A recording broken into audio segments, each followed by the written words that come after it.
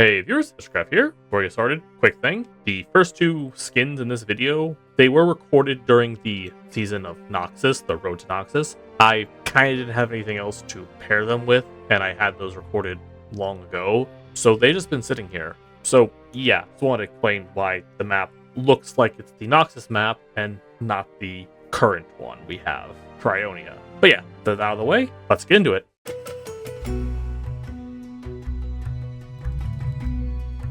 When these first came out, many people said the Mass Justice skin line was kind of just Riot putting out skins because they had to fill in a slot. Skins that just felt like they were low to mid quality, and I'm on that list of people that believe this. I personally believe that this Senna skin is mid as fuck. Again, the hood and the face under the mask during the recall is just the base skin. And honestly, if the gun wasn't pink, I probably would not have noticed. Second off, the effects are kinda just A bit of smoke and a bit of electricity added to them. Besides being colorful, and honestly, if you want a techie skin, Senna already has, like, Project, or even Star Guardian would work better. All in all, I think this is a mid skin, and I gotta give it a 5. I don't even know if it actually is equal to base, honestly.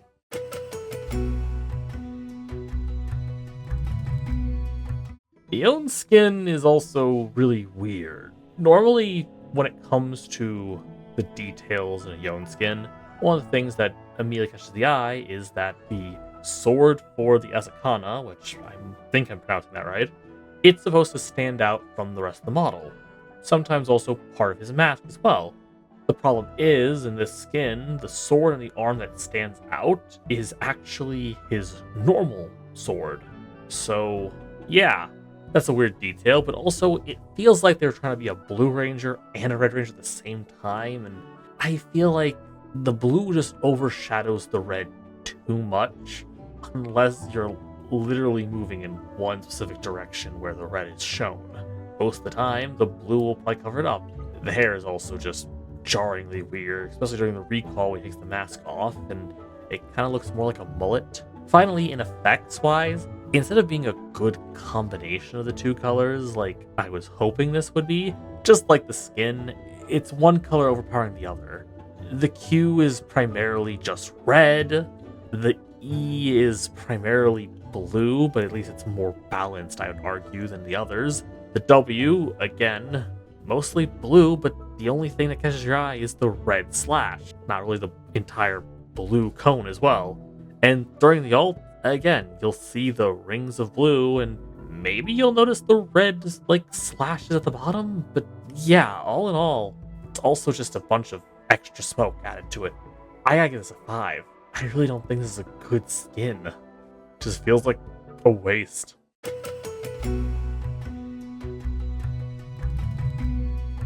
I don't know who at Riot decided that goofy skins needed to be so extremely well done. This skin is just something else. Clogfather Urgot has a lot of nice details. First off, of course, the shotgun knees being the toilet seat kind of urinals, the plunger feet, which actually make the suction cup sound effects when you home guard, the golden toilet throne for his main body, his actual uniform, especially like the face mask for where his actual breather mask should be, and again, the cleaning solution and such for his gun, the plunger for the drill that goes into you. Instead of chains, it's toilet paper that pulls you in, especially because the sound effects it makes when you're pulled in is also more of him unclogging a toilet and flushing. The bubble effects and water explosions for all his abilities. Yeah, this skin is really well made for a goofy skin, and I gotta give it an 8. The only reason why not a 9, I feel like, is because the small things that they could have added as well, and limitations of being more of a goofy skin around toilet.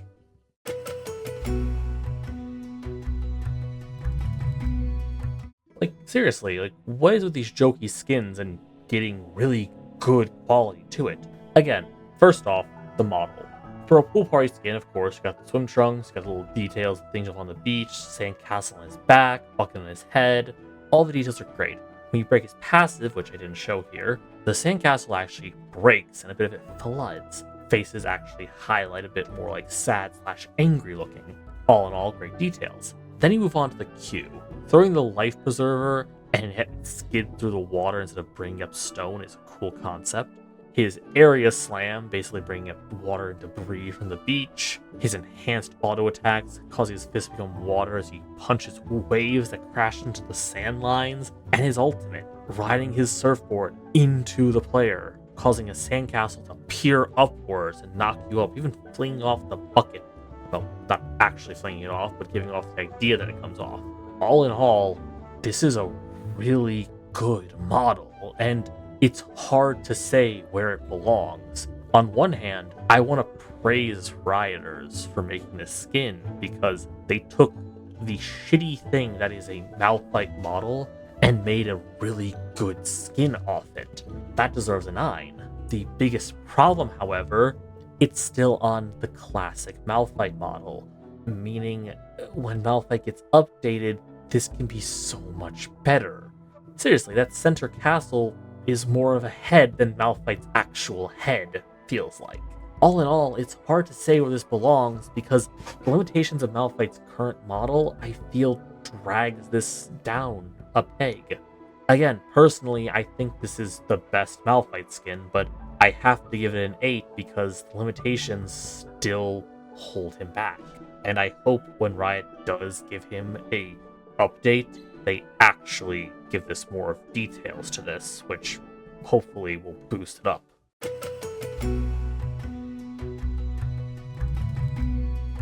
Finally getting into one that's not a April Fool's skin, immediately this is also a really good model. And I say that model-wise because, first off, let's talk about the abilities. Ability-wise, base Kayn, I'd argue they are just okay. When it comes to the Rosk form, again, they're decent and well done effects. And when it comes to the Assassin form, my biggest issue is that the blue and yellow color pattern feels a bit too much like Odyssey, which is the issue with a lot of Kayn's abilities being such simple abilities, meaning that visual-wise, they're going to start looking similar in a lot of ways to each other's skin, meaning the biggest I can give credit for is the model. Which, anime-wise, which the skin line is supposed to be, yeah, no, I think the models did a great job. Base being basically that young, kind of punk, emo-esque kid in animes, edgelord, if you will, being a good idea of a character, and the two other forms kind of feeling more like, not just forms he becomes, but actual maturing in, like, the show. When it comes to Rosk, as I always say, it's either Assassin gets the shaft or Rosk gets the shaft, usually, in my opinion. I would say Rosk is the lesser of the two, kind of feeling more machine-like, but kind of in a cool way, though certain details, like the horns having blades of their own, kind of feel a bit weird in design-wise, but anime-wise, I do love the details. Especially the fact that he has basically Akira's kind of jacket style on him, though again, I don't understand why he has the kind of parachute pants to him.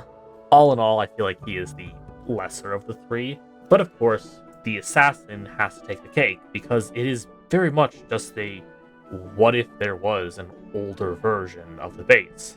He is a matured older version, which usually the forms sometimes go off the idea of him becoming the better version of himself, but in this version, I feel like it does such a better job of depicting that.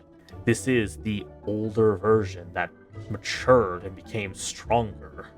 In some versions, the Assassin Kayn just feels like an upgrade. This feels more like an actual maturity into power.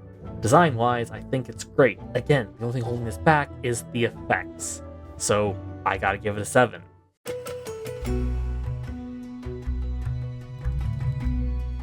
Back to the Goofy skins, this one is somehow one of the best of them. I thought the skin was going to be trash when I first saw it, heard about it. Then they got really silly. Again, the concept being 3 cats in a gesture outfit is a great idea. Toy knives and a swordfish knife, cool detail. Then the abilities came out, and those really stuck out for details. The cats in the box being multiple different cats, actually, that also spit at the enemy. This is the weirdest part of it. The rainbow effect while you throw the swordfish, with the little clouds actually feeling more detailed. Like, again, most of the time, people won't even notice the detail of the damage over time from his knife. But then you have the stealth and the clone. The stealth is great because he kind of does a sort of like sneaky little walk, holds his knives up, ready to pounce at you. So cartoony, which is, again, the entire concept of the skin, especially with the alt. It's a grayscale version, more so like a drawing, with it being more shown, with the actual meter being erased as it goes down. Love the little rainbow details as well. And of course, the cartoon aspects, the Tom and Jerry-ness of this skin, the special home guard run, the recall that actually has a basic Tom and Jerry skit to it that pops out the 3 cats, which, yeah, I think this is a really good Shaco skin. They put a lot of details into it, and again, the only reason why it's getting an 8 and not a 9 is because Shaco. The limitations of this champion have been here for so long, but I really think Riot needs to give him a full update. When that happens, I think this skin is going to thrive and be incredible, but until then, I have to give it an 8 because the limitations of Shaco are just too big. And there you have it. Hope you enjoyed. If you did, leave a comment down below which skins you liked in the order. Tell me how you feel about them.